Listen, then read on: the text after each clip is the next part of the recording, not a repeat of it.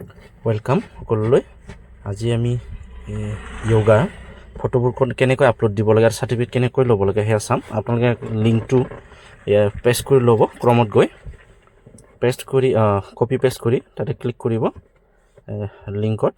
লিংকটো আপোনালোকৰ আহি যাব।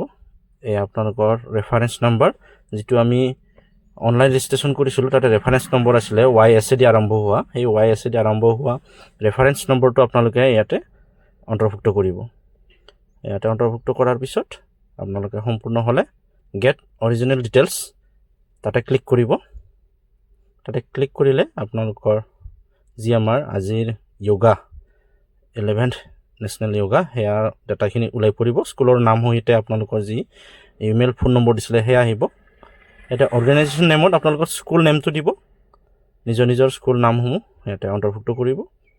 স্কুলটো দিয়াৰ পিছত তলত ভেনু দিয়া আছে, ভেনুত আপোনালোকে যিটো স্কুল আপোনাৰ স্কুলখনকে দি দিব, যিহেতু স্কুলত আমি যোগা কৰিছোঁ স্কুলৰ এড্ৰেছটোকে দি দিব, আমি যিখন স্কুলত লৈছিলোঁ। তাৰপিছত পাৰ্টিচিপেট, আজি